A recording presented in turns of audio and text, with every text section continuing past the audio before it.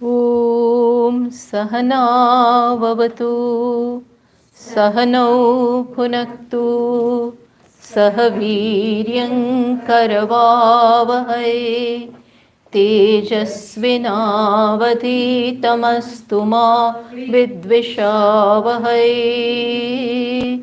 Om Shanti Shanti Shanti. श्रुतिस्मृतिपुराणानाम् आलयं करुणालयं नमामि भगवत्पादं शङ्करं लोकशङ्करं शङ्करं शङ्कराचार्यं केशवं बादरायणं सूत्रभाष्यकृतौ वन्दे भगवन्तौ पुनः पुनः ईश्वरो गुरुरात्मेति मूर्तिभेदविभागिने व्योमवद्व्याप्तदेहाय दक्षिणामूर्तये नमः.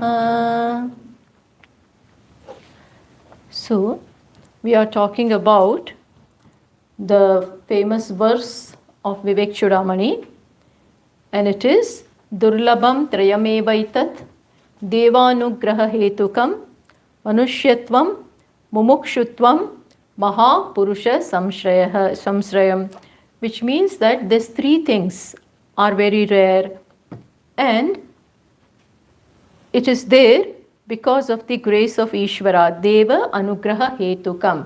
It is because of the Anugraha, grace, Anukampa of Ishvara that we have these three things.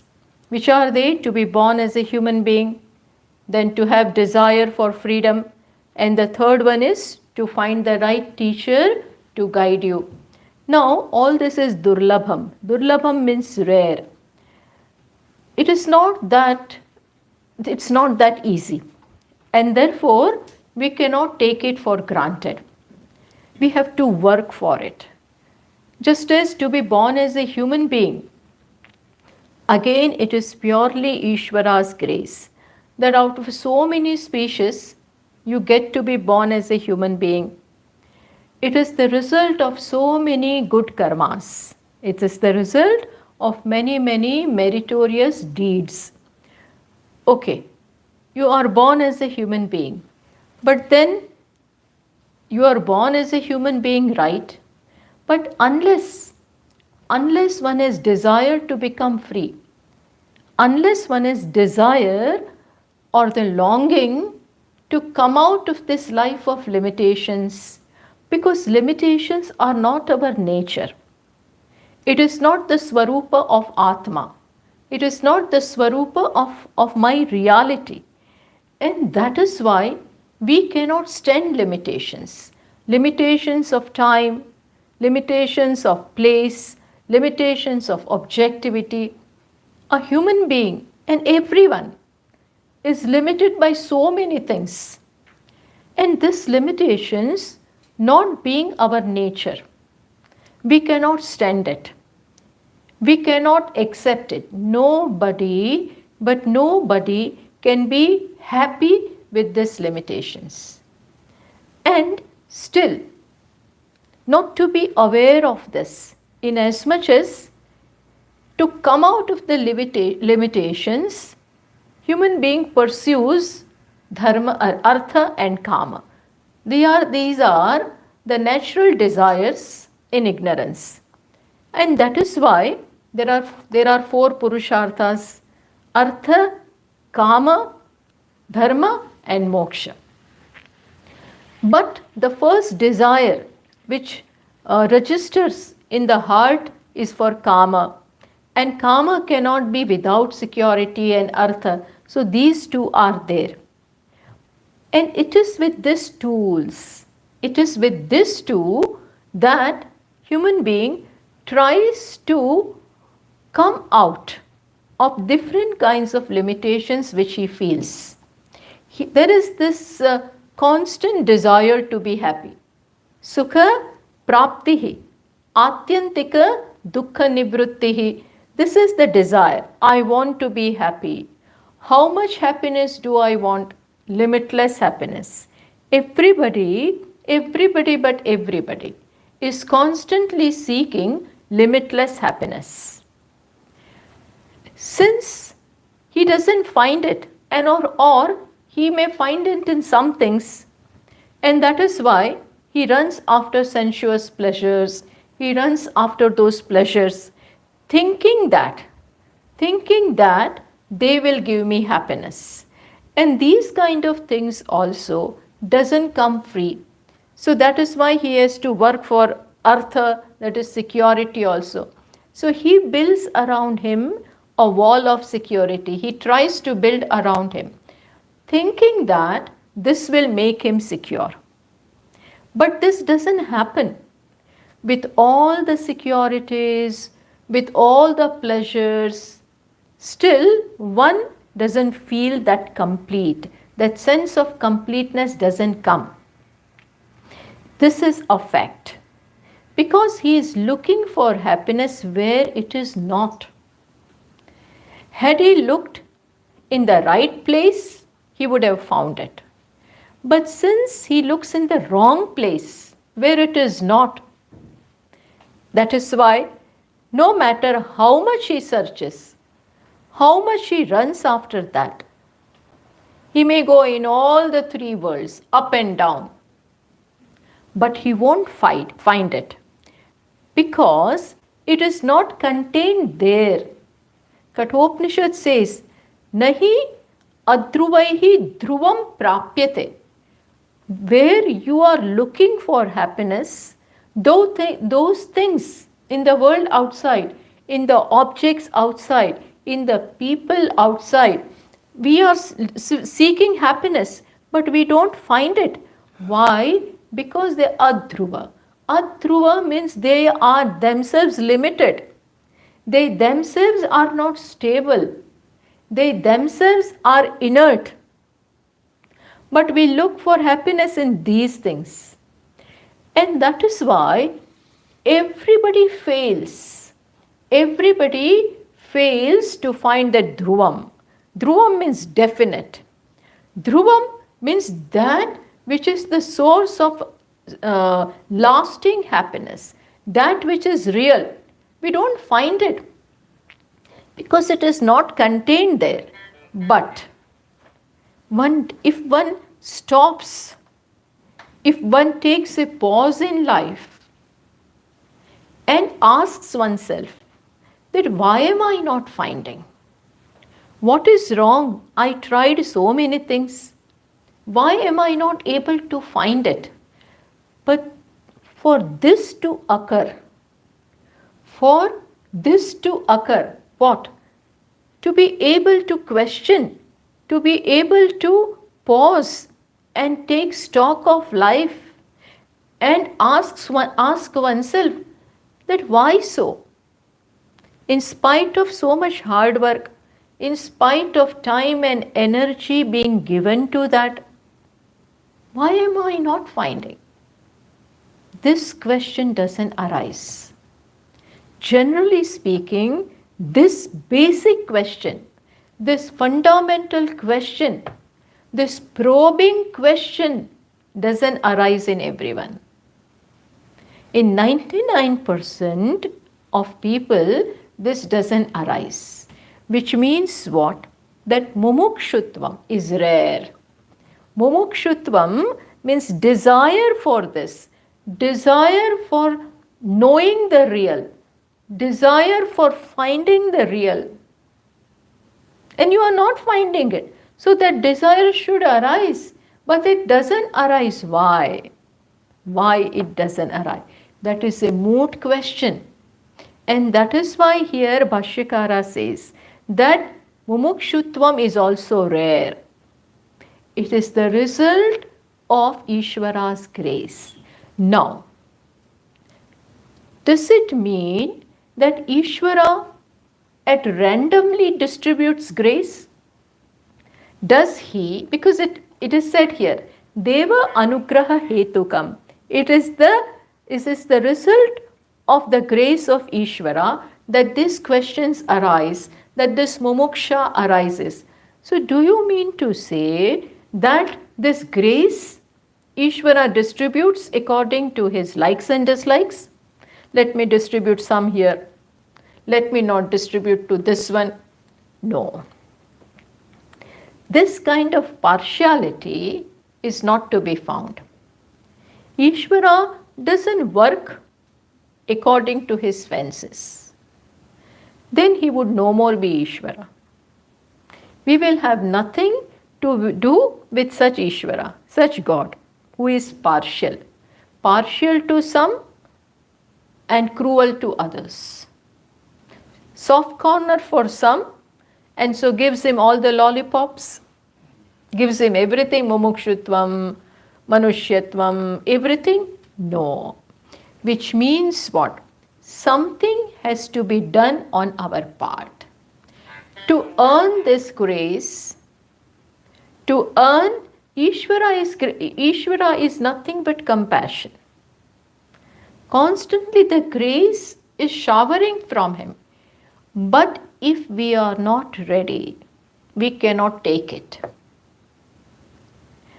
Grace will not mean anything to us. So, we have to work for it. We have to work for this. Mumukshutvam is not lying somewhere like that. It arises in certain hearts. It arises in certain minds. So let us now talk about how to have this mumukshutvam, because that is an important step. One thing you have got it already. What have you got it? Manushyatvam you have got it. But there is no further progress, no headway without this mumukshutvam. How to work for it? Mumukshutvam doesn't strike. This desire doesn't arise. So for this desire to arise, one has to do something. We have to earn the, how will we do that? We have to live a certain life. A life of Shubha karmas, which means good actions, prayers, japa, devotion. In some ways, when in life these things are there, then in course of time, Ishvara is there for you. Ishvara can be pleased. His attention can be caught. His grace will come when we are ready, when we call out to him. When we want that, anything that is given, and when you have no value for it, then it doesn't mean anything. You are given the best of the things, but we have no value sometimes. We take it for granted. Children, sometimes they have everything. They have no value. They don't realize how all this has come about, how our parents have worked for it. You have got it on a platter. But how much one has to work for it, they don't realize. So one should know the value. And our life, what are we discussing now? How to bring about that mumukshutvam. That mumukshutvam arises in a proper background, in a proper land. Just as when will the things grow? When the farmers before, those who are doing the agriculture work, they know that the ground has to be plowed, seeds have to be sown, you have to water it, put whatever is required in terms of, fertilizers and things like that. You have to do all this. Then it will grow. If it is a barren land, where it is not plowed, no water, nothing will grow. because it is a stone. The terrain is so hard in that nothing will grow. When will it grow? On our part, on the farmer's part, so much of hard work is there. Similarly, when will the mumukshutvam grow? When will the sprout of mumuksha? Mumuksha means moksho me bhuyad iti ichha. May I become free iti ichha. This desire arises. And let me tell you, we cannot order that desire. It has to come. It is not like switching on the button and switching it off. Just because somebody says, so mumukshutva will arise, it won't arise. It has to come from within. As a natural course, it has to come. And when will that come? Since mumukshutvam will pave the way for further progress, so this is very important. And that can come only when the proper work is done. See, our Shastra and sages and Vedas have given a very beautiful design for life. There are 4 stages in life. All the 4 stages are important.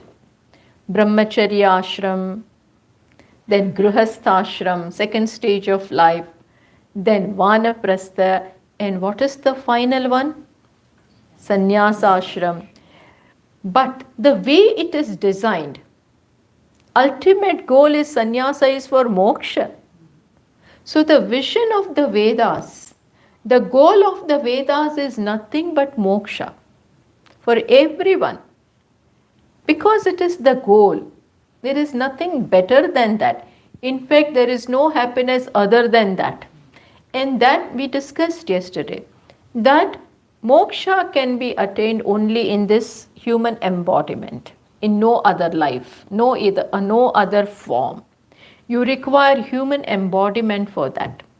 After having gained that, the desire has to arise. And so, according to Vedas, according to Rishis, the whole life is divided into 4 stages, where each stage, previous one, earlier stage, prepares you for the next one. It is not that you just pass from one to other. It is not that just because you grow physically, that you are of 25, so you become, physically you may be ready to get married. One is ready to get married. And then physically also now you are ready to retire. Even if you don't want to retire, people will push you. People will compel you to retire. But the desire for moksha cannot come like that. Unless and until each stage of life is lived well, as it should be lived. In brahmachari, as the life of a brahmachari, he learns. Teacher prepares him, teaches him everything. Then he has to practice all that. In the life of a grihastha, as a householder. This stage of life is very important. Grihasthashram is very important. We don't nowadays give this kind of education. But otherwise this education has to be given. People don't know how to live this life. It is not just eating, drinking and making merry. Grihasthashram is not only meant for, yes, there is provision for that. But the goal is different. It is a serious thing, provided we know. So this kind of counseling is required. People just get married and they have children and they separate also. And then otherwise they pull and whatever. But no meaning. No meaning in life, no profound meaning. You just age, but you don't grow. With time the wrinkles come, but those wrinkles have no wisdom. There may be no wisdom in those wrinkles. Otherwise, each and every wrinkle shows wisdom. Each and every, why should you be ashamed of wrinkles? Nowadays people want to get it removed. And they do all kinds of things to remove the wrinkles. Are wrinkles show your knowledge? Wrinkles, you have earned it. Isn't by the experience of life you have derived. This is what life is meant for. Experiences have taught me this. Wrinkles tell you all this. So in our culture, old age is always respected. Because he has so much of wisdom.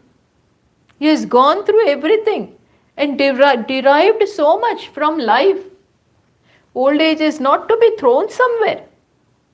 This is the treasure house of knowledge. Treasure house of knowledge. So in our culture, merely because a person is old, he is respected. He is an elderly person. You bow down at his feet. You ask him. Why? Because he has grown with life. Ideally speaking, he has grown, not simply aging, not simply age, but grown with each passing years. So, when Grihasthashram is lived well, the way Vedas have understood it, that it is this ashram will prepare you for the next one and Vanaprastha will prepare you for moksha. And this ashram is such that in this ashrama stage of life, if you live well according to dharma, then you can straight away you can skip other ashramas and straight away you will be ready for knowledge. So much so that even from brahmacharya, there are people, Shankaracharya himself, he was only 8, Nachiketa only 8. Shankaracharya in 3-4 years he learnt entire Vedas, imagine. What a person. Just 3-4 years all the Vedas are learnt. In 3-4 we can't even speak properly. He learnt everything and he started teaching. At the age of 8 he wanted to renounce and was ready to go. And the knowledge that he had just defies our thinking. It's beyond imagination. Don't think that just because he was child only. No, 8 years is nothing. But the maturity, the wisdom that was there shows that he is mature, shows that he has learnt everything. Which means what? He has got it from the past. He has got it from there are people who right from childhood or at young age exhibits maturity, exhibits wisdom, and already mumukshutvam is there. Where did you get it from? From the past lives. From the past lives. So some looks younger to us, but their journey is going on. So much distance is covered in the past. So that way they are elderly to us as far as knowledge is concerned. They are more evolved. But there is no escaping evolution. One has to grow. And how can we grow? Live as one should live. And what is that thing which is going to prepare you? Then that is dharma. What is it? It is dharma. It is prayers. It is japa. Life of dharma. Life of prayer, prayerful attitude. Life in which there is place for Ishvara. These are the things which prepare the ground. Which prepares the ground. So if it is there in the past, it will manifest very soon. But if it was not there in my past life, I have to start afresh. I have to begin afresh, which means live life in a certain way. Pashikara says that, see, what obstructs is the impurity in the heart. Papa karmas, which we may have advertently or inadvertently performed them in the past. When person is ignorant, he is compelled by desires. And when the desires are, the pressure of desire is too much, he will, as we were talking about this in the morning, he will violate dharma. He will violate the right way of living. And all this accumulates as papa. All this accumulates in the heart. Heart is not pure. No maturity. And what do you mean by not pure? Selfishness. Your life revolves around the cocoon of individuality. You are cocooned in the walls of what? Individuality. Selfishness. I and mine. Which is a very, very narrow vision of life. Narrow understanding of life. And so one has to live life, okay, have artha, have kama, but along the lines of dharma. It is dharma, actually, in reality, these two purusharthas are important. One is dharma and other is moksha. You can have artha and kama, but not bereft of dharma, not without dharma. It is the dharma which is the stepping stone. Dharma is the catalyst. It is dharma which will work wonders, which in course of time, and we will try to understand what is meant by dharma. Dharma just doesn't mean going to temple. That not only that. It is this dharma which is going to remove all the blockages. When there are many blockages, just as in the heart, when there are blockages, no? Suddenly you come to know and you go to the doctor and he does angioplasty and this and that. And what does he? 70% blockage, 80% blockage. Then open them. He will do some surgery. What is that? Stent. All kinds of things are done, and then similarly there are blockages. Understand, when will this mumuksha arise? When the blockages are removed. Lord Krishna says in Bhagavad Gita, Sattvat sanjayate jnanam. When there are of the three humors, of the three gunas, which are they? Sattva, Rajas and Tamas. All of them do something and everybody has them. But what is predominant? It is Sattva. When it is predominant, this desire will arise. What is the truth? What is Nitya? What is the fundamental reality? And one is interested in that. That occupies.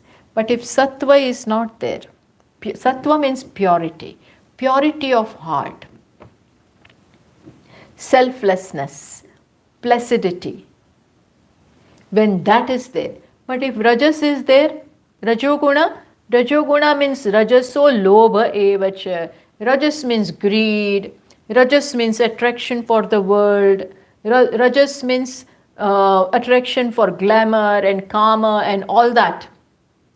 Rajas means ambitions. I want this. I had this. I want this. Once you have it, then I want that. There is no end to this. This is Rajas. And what is Tamas? Darkness, violence, laziness. What is not important, what should not be important becomes important. Because your mind is clouded.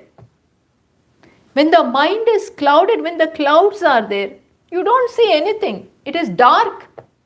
The sun is there in the sky, but not visible to us because of the Because it is covered by clouds. Similarly, truth is there, reality is there, but no desire. No desire because clouded. So, okay, let it be. What can we do? Remove that. Life is meant for that. Life is given to remove all this. Remove this. How to remove? Bhagavan says, Dharmena papam apanudati. It is dharma. And dharma means being in proximity with Ishvara. Dharma means being aware of a higher reality. Dharma means you live for others. You never violate the laws. Laws are Ishvara. The whole life is designed in that way, that you be aware of others. This whole cosmos is one thing, and we have to be aware of it. Individuality is not the only thing, but when our life is revolving around just this small I, we become oblivious of the others, of Ishvara, which is of whom I am a part. But this doesn't come, and so live that life.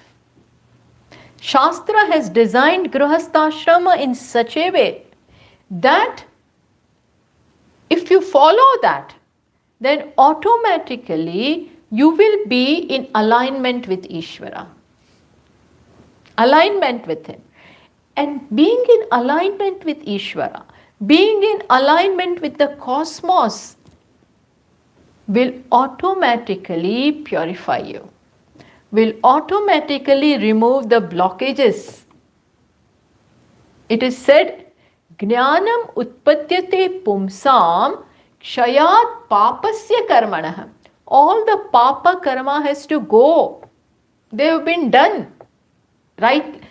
Without knowledge, in ignorance they have been performed. But they now stand as an obstacle. They will not allow you to proceed. Remember this. They will pose as obstacle. They will not allow you to go. Arjuna, just as Duryodhana says, the Duryodhana says, I know everything about dharma, but I can't do. I can't follow. All of them have learned from the same teachers. All Pandavas and Kauravas went to the same Gurukulam, same learning has been given to them. But it did not touch him. He says, Janami dharmam, nacha me pravrittihi. I know what is dharma, but I can't do. Sorry, I can't. Janami adharmam. I know what is wrong. I know what is wrong. But nacha me nivritti. I can't refrain from it. Remember this. Understand this. I can't refrain from being unethical. Who is it? Somebody compels. That asura, the devil, if you want to use that word, compels you from within. Bhagavan says, Kama esha, krodha esha, rajo guna samudbhavaha. Bhagavan says to Arjuna, all this. Why? Because Bhagavan wants to show Arjuna the importance of dharma. Importance of first purifying yourself. Then only this, what you want will become clear to you. Things are not clear. Arjuna wanted to go away because he wants to evade war. He wants to evade. Why? Because it is war with his own people. So he does not want to perform his duty of protecting dharma. He wants to run away, take sannyasa. But that desire for sannyasa is not out of knowledge, not out of vairagya. Some kind of vairagya is there, but that is of running away from duty. Sometimes you will retire because you don't want to do. You don't want to work. Very tough, very hard. So I will retire. Retirement is not to do take Bhagwan's name. But retirement you have taken because you don't want to work. It is tough. So the base things are there in us. They are constantly pulling us. We have to work against them. Okay. So one has to remove all that. That is why in the Vedas it is said very clearly, Tametam Vedanu Vachanena. I am just giving you glimpse of what all is contained. How this mumukshutvam, having been born is not enough. You came in this life, enjoyed and went away, did nothing. Again you will come. And if the samskaras are not there, if you have not made any foundation in this life, how will it all of a sudden come in the next life? It won't come. So what we have now, here itself we have to work. At least create the ground, plant some samskaras. And so Vedas say, when you understand the theme of the Vedas, then you realize that how much clarity is there about life. If we can understand all this, if we learn all this, then we know that they are nothing but compassion, constantly showing us the path of how to live. You are born, you have come here. Do something now.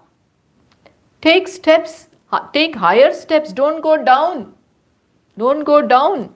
If you won't do anything, you will go down, wind up going down. So, tametam vedanu vachanena brahmanaha vividishanti. Brihadaranyaka Upanishad says that brahmanas means those who have some idea of all this. They live a certain life. Yagnena, danena, tapasa, anashakena. They go through in life with what yagna. We will talk about this. Dana, charity, tapascharya, penance, austerity. Yagna means living for others, having place for Ishvara in your life. Yagna means in my life, there is place for others. This is yajna. Because of living such a life, then a time comes when vividisha arises. Vividisha means desire to know. This desire to know what is the truth, what is the lasting thing, what is the definite thing in all this ephemeral. What is my reality? What is your reality? What is the reality of Ishvara?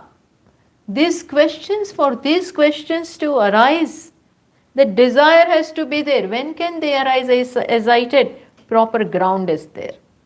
Proper ground is there. And that can come when we live a life. Even when you are living as Gruhastha, life is for others. A Gruhastha is responsible for the entire creation. He has to do for devatas, he has to do for forefathers, parents, sadhus, everyone who feeds the entire society. Not a brahmachari, not a vanaprastha who is retired, certainly not a sannyasi. Then who is holding the key position? Gruhastha. And then if he says, no, my life means I and mine and my 2 children. No more. Nobody else. Then it is totally against his own progress. This is going to stunt his progress. He thinks, he or she, not aware of all this, may think that they are very smart. We are very smart, but in reality, they are missing the boat. They are missing the boat. And so, this dharma has to be in life. Dharma means being with Ishvara. Being with Ishvara, touching Ishvara. And drawing his attention. Thereby, drawing his attention. When you pull mother's sari, then her attention will come. Similarly, he should come to know, yes, here is the person who is with me. He is helping me. Ishvara is constantly giving, constantly looking after the creation.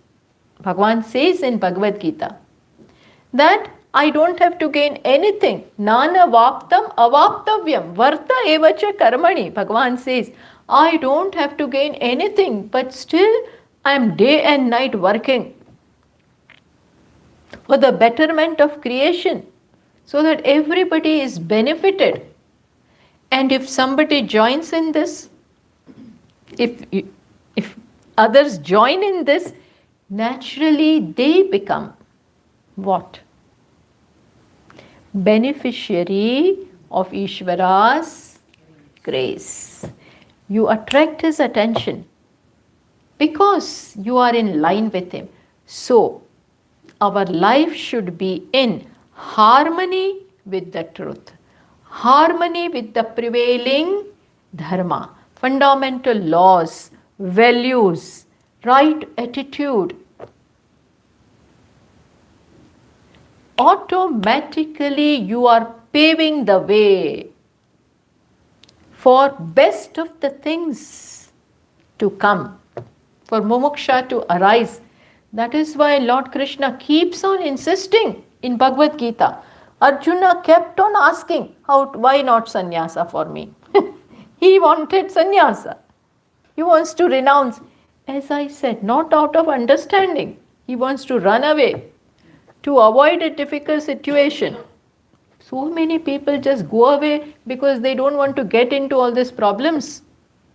They look upon this as problems. Duty means problem. Doing this for this, doing this for this one, doing this one, my goodness, I cannot do. So let me go. If you have so today nobody wants to take any responsibility. That's what we see, people are running away from responsibility. Why? No place for anyone. This is all going against. It is not without reason that the concept of duty is there. You are already taking, whether you want or not, from the creation. You have to repay. You have to repay. You have to contribute. If you do that, well, you will become mature. If you do not do that, you may get away with it. You think that you can get away. You means not you, I'm just... One thinks that one can get away, but really speaking winds up with really nothing but ignorance. Ignorance perpetuates. Blinding perpetuates. Samsara precipitates. Samsara precipitates.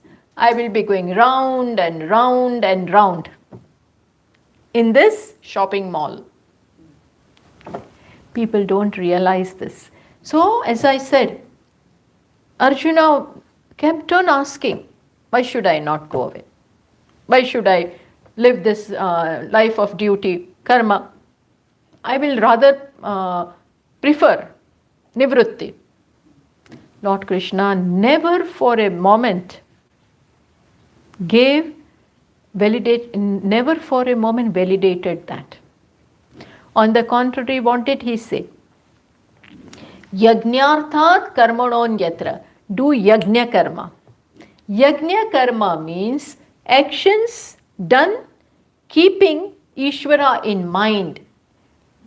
Creation in mind. What is my role in this? Everybody is contributing. What am I doing? The whole nature, other than the whole nature, where free will is not there. Whole nature, where free will is not there. All of them contributes. Trees contribute, rivers contribute, sun contributes. Everybody lives for others. Paropakara is there, built in. Only human being misuses, abuses the free will given to him. Free will is given, but he was, no, only for me. Bhagavan says, nothing doing. This is not the way to live. By this, you are blocking your own progress. And understand, when something is given very, very expensive, a great gift is given, and we don't know how to use it, we will not be given again. Because we didn't know how to use it. So, there is no escape. Either use it or lose it forever. Either use it or lose it. So, Bhagavan says, live for others. Join me. And for that, you need not do big, big things. Where will I go to do all this? Live your day-to-day life. Your day-to-day life. Your day-to-day duties are enough to do this, to purify yourself. Imagine our day-to-day life and the duties which are there to be performed, they are enough to purify me. Enough for the life of dharma. Bhagavan says, Niyatam kuru karmatvam. What is your duty in each and every moment? May you do it well. Give your best and with the right attitude, that by this may others get pleased. This I am doing to please others, so that they feel good about themselves. I have got an opportunity to do something. Others do not have this opportunity. I have got an opportunity, so let me do the best. Anena Parameshwaraha Priyatam. May Ishvara be pleased by this. When you live this life, automatically what happens? Bhagavan says, Yatav pravrittir bhutanam yena sarvam idam tatam. When we think, then how am I able to do all this? From where is my activity coming? From where my thinking power has come? One thinks, then one realizes that there is Ishvara everywhere. He has been constantly showering His grace upon me. So now it is my turn to do something. Now my turn. And then when I begin to do whatever I am doing, but keeping Ishvara in center, may this go to you. There may be persons before me, but in them, I look upon them as Ishvara and serve them. Serve and not have the desire of being served. The whole direction changes. Before, what is the prime thing in life? Everybody give me. Everybody please me. Everybody congratulate me. And now, paradigm shift. How can I please you? How can I please you? How can I serve you? Otherwise, why should I serve? Why should I give my time? Why should I? Everywhere, why? Why? All the time this why. Why should I do? Others are not doing. I should do all the work. But let them not do. Don't compete in such things. Don't compete. Let them not do. You do your best and win Ishvara's grace. Then, in this way, papo gaf paridhuyatam. Shankaracharya ji says in Sadhan Panchakam, papo gaf paridhuyatam. By living this life, wash away the whole heap of unbecoming actions which stand as obstacle in your life. We don't realize this. We have to wash out, clear the obstacles. They are big blockages like mountains. But we can remove them. How?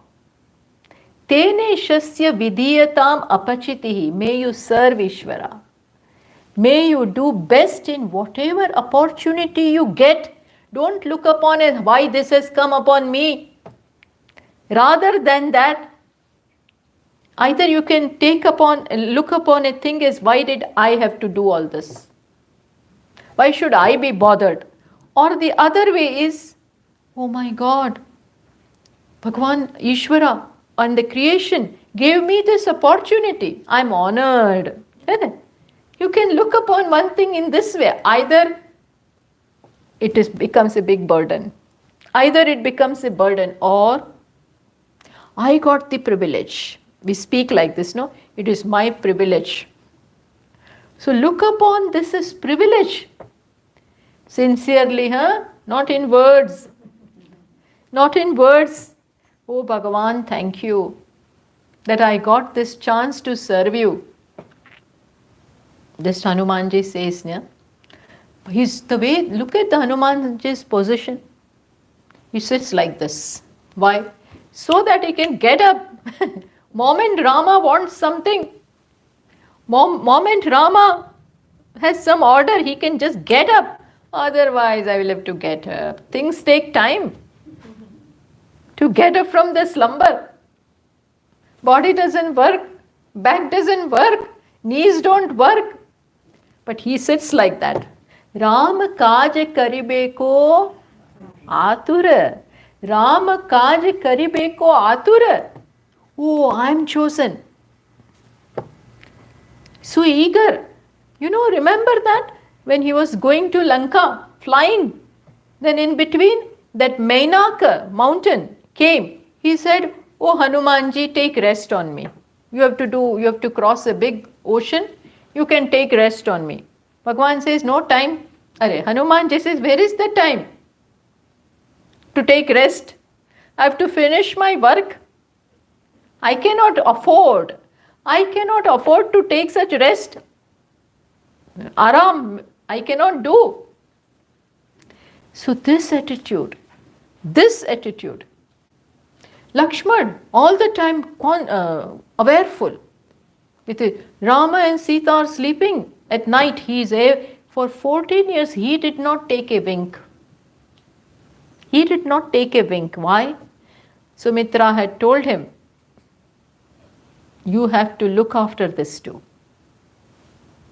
And my name should not be spoilt. So always be careful, vigilant. Bharata, always he was serving. For 14 years he lived the same life of what Rama did in forest. He did not sit on the crown. He was in Nandigrama all the time. As a sadhu, as a great tapasvi. So what I am saying, all this purifies. It's not easy.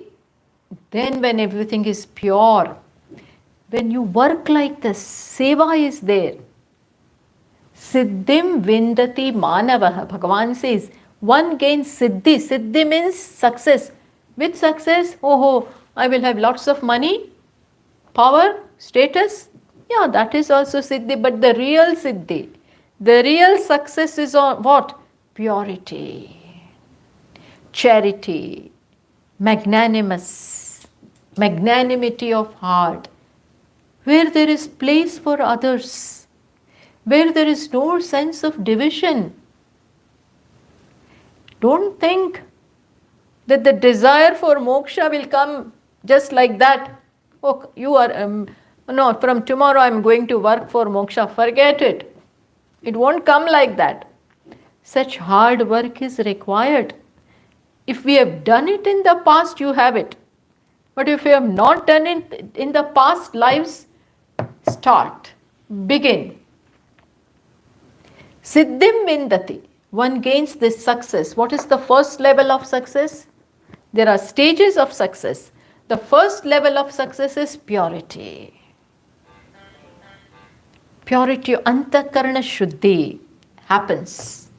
And only when this antakarana shuddhi, heart is pure. Pure means what? There is Ishvara. More of Ishvara, less of I. More of others. All my powers are available for others. In my presence, others should feel elevated. Others should feel good about themselves. Otherwise, we behave in such a way that people do not like our company because we make them feel small. We make them feel inferior. Whereas we live in such a way that in our presence, people feel, oh, I'm something. This is big seva, very big seva. Otherwise, in my presence, I humiliate left and right and I get angry and, throw tantrums and temper and attitude. People want to run away. People want to run away. Two people cannot live together today. Why these problems are there? Because we don't have this wider understanding what life is meant for. What is life meant for? It is this is the real treasure. If you have this, very, very little is required for happiness. Final happiness, absolute happiness will come with knowledge. But the beginning is with this. A person who is pure, person who is caring, person who is loving, person who is ready to help, pure, already happiness begins to manifest. Happiness, contentment begins to manifest. You don't require 2 pegs of alcohol. You don't require drugs. You don't require for all this big thing. And otherwise, with all that also, no happiness. You don't require. Why? Because it is coming. Fountain. Fountain has begun. In the first stage itself. So Lord Krishna says, Siddhim Vindati Manavaha. Manavaha. Who is a human being? Who thinks? Who uses this? This is the purpose of this. There is to be clarity here. Then mumukshutvam. Subtlety comes. Not otherwise. So, when one lives a life of this way, Grihastha-ashrama, you live like this. And by the time it is over, you are all ready. You are all ready. And that became the case with Arjuna. That was the case with Naradji. All the students who approached their teachers with questions were ready. Mumuksha had arisen. They just didn't go and started questioning. They asked because it came from within. And that is why Arjuna, all of a sudden this happened to him. But he had lived that life, being Yudhishthira's brother. Pandavas were not Pandavas without... Pandava word itself meant what? Shveta, white, means pure. They were Kunti's son, who already had devotion for Ishvara. Arjuna made the correct choice before the battle itself. When he had a choice, That, what am I saying? I'm pointing out to you. Don't forget our theme. How this mumuksha is there. How the grace of Ishvara is there. You have to choose him. You have to have Ishvara, righteousness, morality, ethics, selflessness in life. This is all nothing but Ishvara. So Arjuna had it. Before the war, when both of them, Arjuna as well as Duryodhana, war is already declared.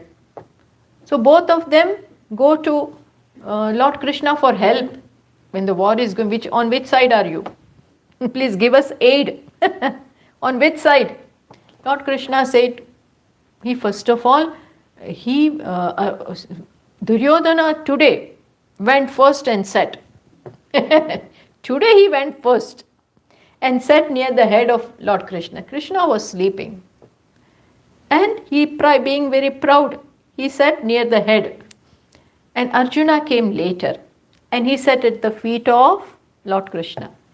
Naturally, when his eyes opened, whom did he see first?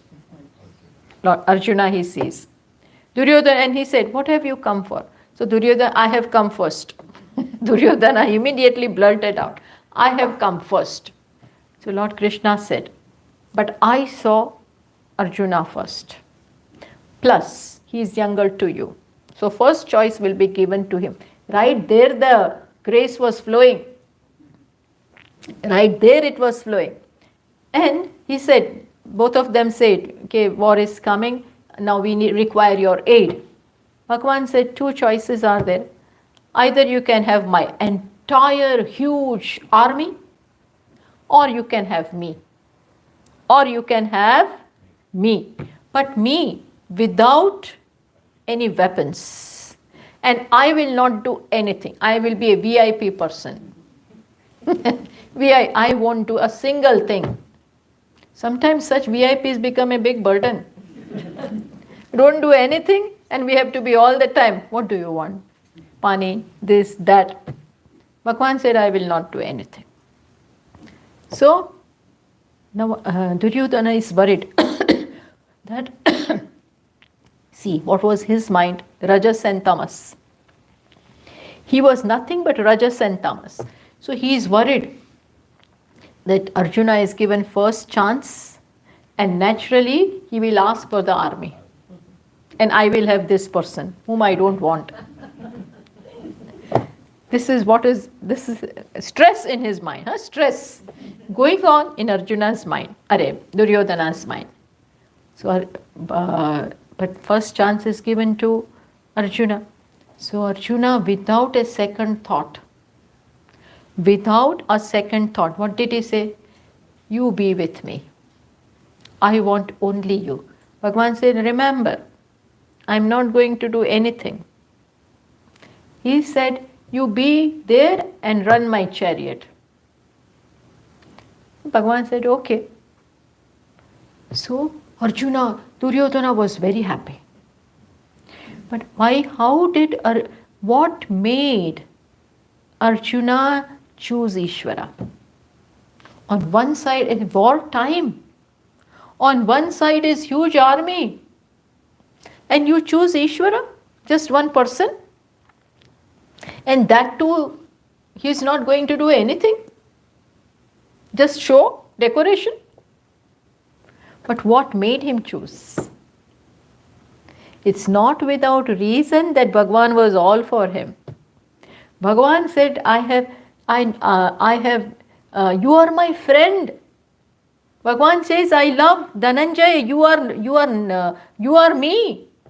This was the love Bhagavan had for Arjuna. Not to have Bhagavan's love means what? Not an ordinary thing. He loves you. So, that grace was right there. What made Arjuna choose Ishvara? Tell me. He knew what this one is. If he is there, I need not worry. Merely by his being with us, things will change. See his conviction, see his knowledge, see his Shraddha, not an ordinary thing. And he had that, and that fellow had that entire army. With all the army, still they lost it. And with just one Krishna, they won it. Not only did they won the battle, they won the game of life. Arjuna had everything. He was given knowledge. Bhagavad Gita came in the battlefield. It was, what I am showing is that there has to be dharma in life, there has to be bhakti in life, there has to be japa in life. The whole life has to have all this because there is intelligence in me, so then Some Upanishad has to be there. Thinking has to be there. I have a heart, so devotion has to be there. Or I have physical body, so puja has to be there. All this is there in life. Has to be there. Then what comes? Then comes the grace. And grace, when comes, when manifests, then automatically desires change. Mumuksha arises. And that is what we see right at the outset of the battlefield. What did Arjuna said? Yat shreyah syat nishchitam tanve bruhi. That which is definitely good means the real end of life. You talk to me about that which is the truth. His priorities are clear. His priorities were clear. This is mumuksha. Didn't want anything else. Same with Naradji. I will show you that Naradji also, he had everything. He was a Pandita, scholar, man of letters, possessing 64 different, he had the knowledge and expertise of 64 different branches of knowledge. Talk music, he knew it. Talk dance, he knew it. Talk about anything, and he knew it. And still, such a Narada was unhappy. He was unhappy. He was unhappy. Not happy with himself. He was that mumuksha was there in him, and goes to Sanat Kumara, the wise man, which means such people also with this much of knowledge also could not derive happiness. So it's not out, it is right here. But because of the grace that he had, because he had prepared himself, the questions arose. That is why in Upanishads, more often than not, we come across students right from the verse number 1. The students who come, the kind of questions they ask, are so profound. Shows the level of the student. Shows the level. In Kaivalya Upanishad also. And it begins more often than not with Atha. Atha means thereafter. Thereafter means what? Atha Ashvalayanaha Bhagavantam Parameshtinam Upasametya Uvacha. Kaivalya begins like this. That there is this student called Ashvalayana. He himself was master of Rigveda. He was such a Pandita. He knew all the Karma Kanda section and everything. But he goes to the teacher. And there Upanishad Atha. Atha means thereafter. This Atha Shabda stands for auspiciousness. That this stage has come in life. This auspicious moment has come in life when all good things you have done pays off. It is a payday. At the end of the month, you have a payday. You are paid for the work you did for the entire month. Similarly, you did everything in life. And when this mumuksha arises, mumukshutvam arises, it is what? Payday. It pays off. Himself a great man, but mumuksha arose. Similarly, in Mundaka Upanishad, there is this student called Shaunaka. Shaunaka was a very famous householder. And he used to do, he used his money in the right way. Used it for dharma. Money is good if you know how to use it. You can use it for indulgence also, but it can be used in the right way. His name was Mahashalaha. That was the adjective given to, that was one of his, Mahashaunako have Mahashalaha. Mahashalaha means he used to do yajnas, so many. Yajnas means for purification, earning Ishvara's grace. Life lived well. Immediately what arises? Mumuksha. That is why Lord Krishna said, Yajna dana tapah karma na tyajyam. He says, never give up. Yajna, dana, tapa, etc.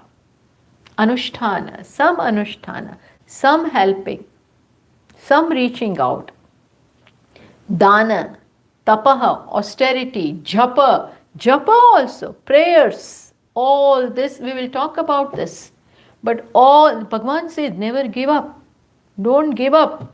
This will pave the way. Pavan yajno danam tapaschaiva pavanani manishinam. They purify those who are thinking. They are purifying elements. How can you give them up? You cannot give up. Pavanani, they purify. Life of duty. Life where others are important. You take it as a privilege. This purifies. Even devotion purifies. All this karma yoga is nothing but devotion while working. Karma yoga is a prayerful life while acting. Devotion is also contacting Ishvara, understanding Ishvara, having devotion for the one who is created, one because of whom the creation is running, who is maintaining, who is sustaining, who is giving you every moment.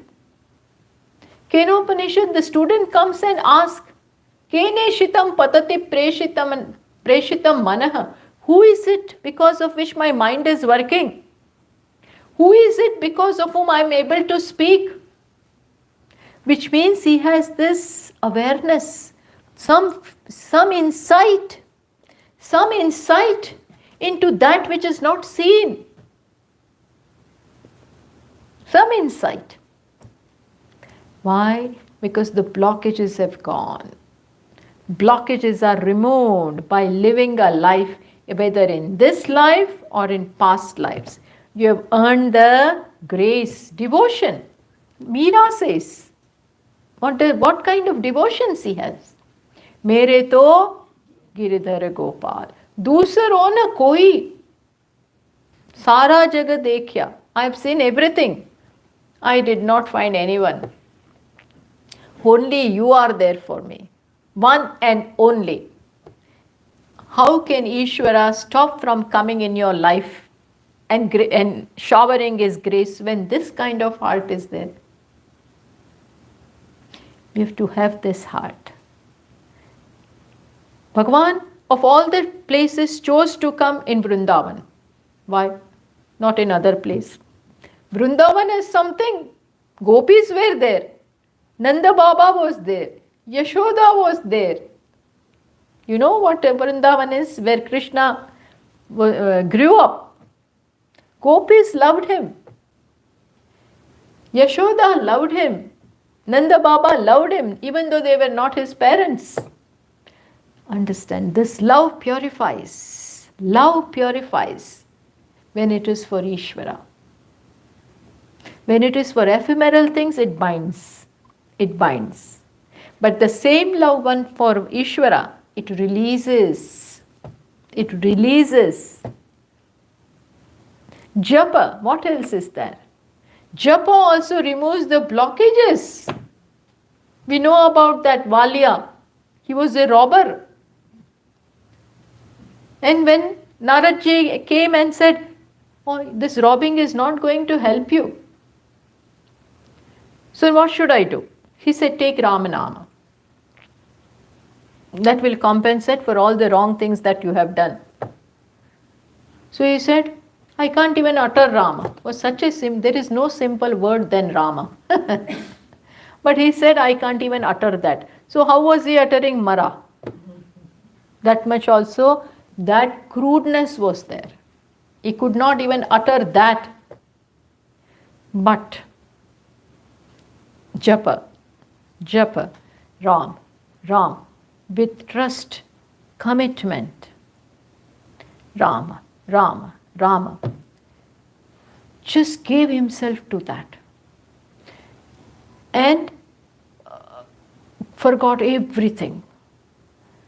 An anthill developed around him, and he's totally engrossed in this. And a time came, all his papas, all his impurities just washed out, were totally washed out. Who did that? How did this transformation happen? With the name of Ishvara. That also can bring about.